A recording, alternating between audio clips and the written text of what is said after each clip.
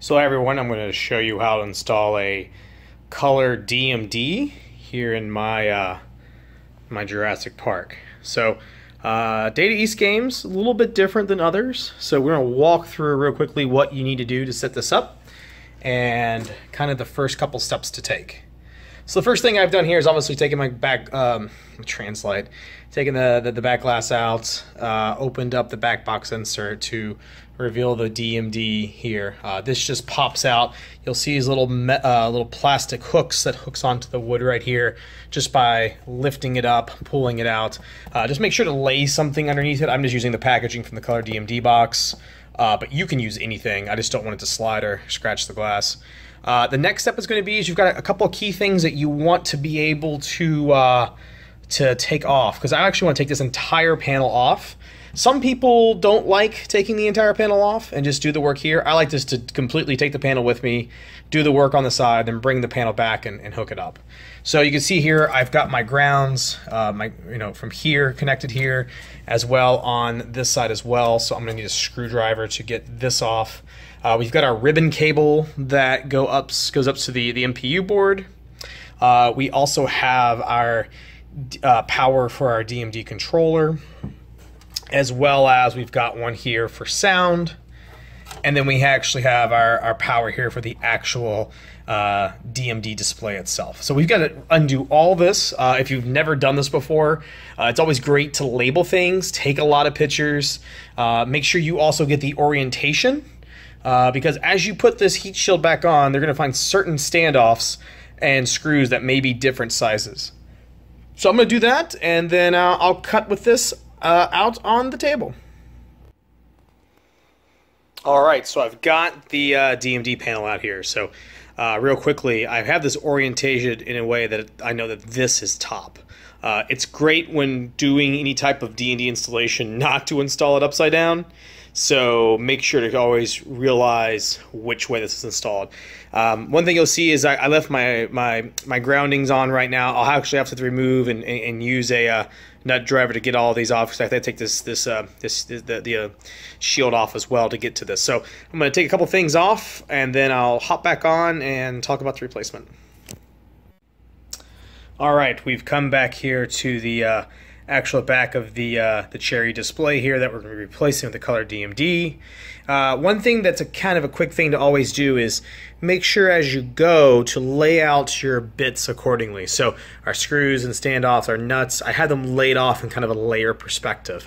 I found that's the best way of doing it. And then also what you want to do is make sure you keep something close by, because as you take this apart, you're going to get dirty. So you want to make sure that you clean these pieces as well. Make sure that while you're here taking apart, get everything nice and clean. So let's pop this out, and then we'll take the next step.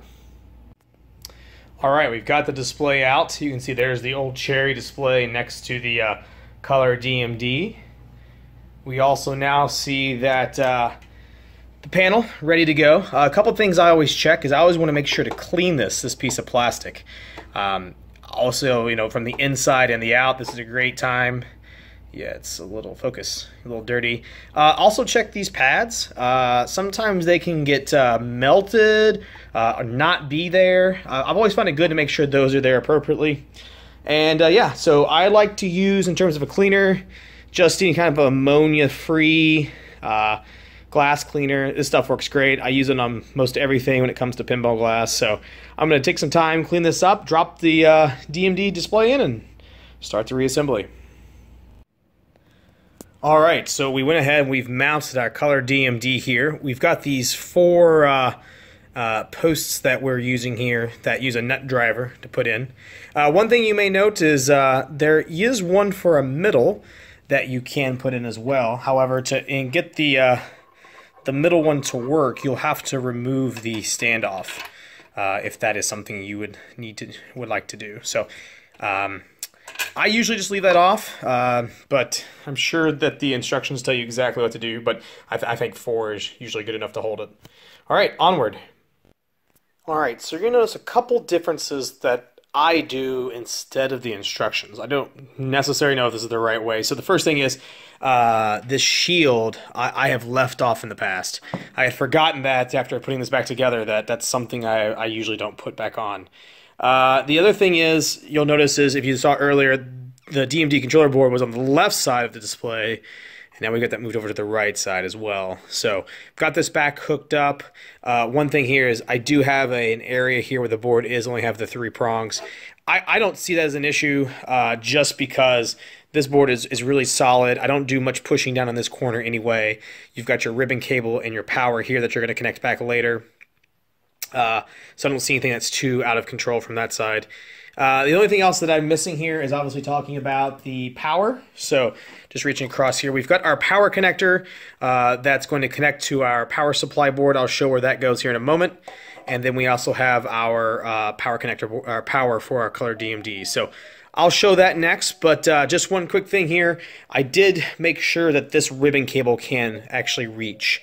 I did a quick test fit to make sure that was still going to be available. It's a little bit tighter than it was with the original Cherry DMD, but it does work. Also, make sure you watch your polarity here on your ribbon cable. Remember, red equals 1, so we have our 1 here. A little hard to read. And then our 2 out to 14, we have a 1, just kind of hard to read underneath that cable there. So what we'll do now is let's get the power connected, and then we'll go from there.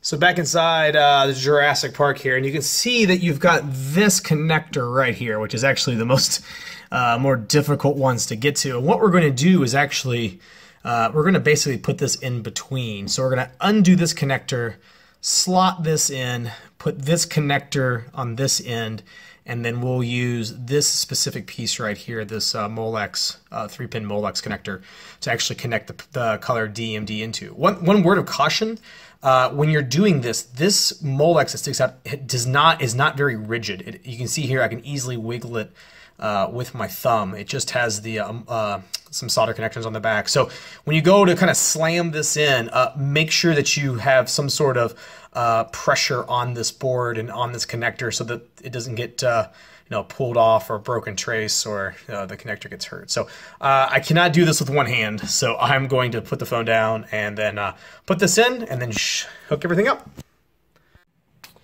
All right, so we've got this hooked back up here. So we've got the ColorDMD, we've got it the right direction. You can see top facing towards the player. That also matches our hooks here to hook it back in. As you can see here, I should have listened to my own advice. It is actually easiest to pull this out first, connect this, then pull it back in. If not, this can get, again, real squirrely on you. So make sure you can do that. We've got that in there. I've just kind of rerouted the power for the moment. You can see we've got our connector for our DMD controller, our power for that.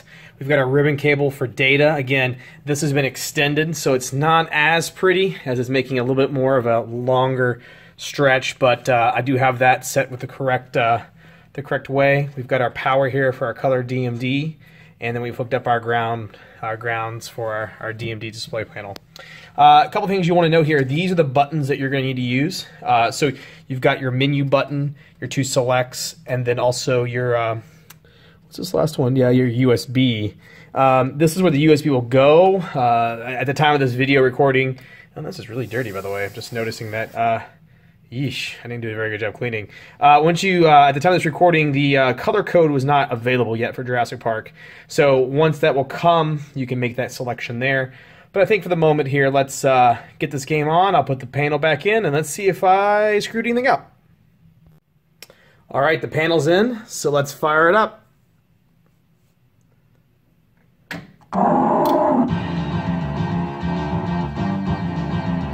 All right, so we see obviously an issue here with the what they call the garbledness, and that's because these things need to be set to a default level for which game you're running. So we're gonna fix that right now. If I just take my hand, go inside the ColorDMD, I'm gonna press the furthest right button. You see we get some ColorDMD info. And now I go into my mounting, and I'm gonna change my mounting here to be I think it's I can't remember. It's not P-Rock. I think it needs to be White Star. Let's try that. See if I'm right. No, I want to save. There we go. Yes, it was. So that needs to be set to White Star, which obviously these games aren't White Star games. They're DE games, but nonetheless, that's got us the right thing. So you see the default color of white prior to the color code. So let's go in here, our mounting there. Oops, let's keep that. Oh, we gotta go back around. Let's look at our different colors. So ooh, red looks nice. I think I'm gonna keep it red for the time being. I can change my contrast. I think I like, let's just leave it at 5 for now. Brightness, we'll leave that at 5. RGBs, we're going to save and exit. We're saving. Now we have red. All right, so let's play a game real quick. I'm going to put everything back together.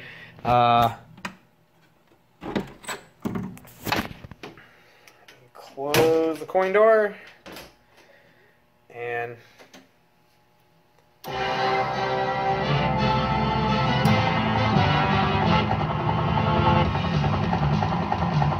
welcome to Jurassic. Alright. Like everything is working. We're good to go. That'll do it for this video, how to install ColorDMD. I'll put some more information together on how to install the color profile in a separate video. So thanks for watching.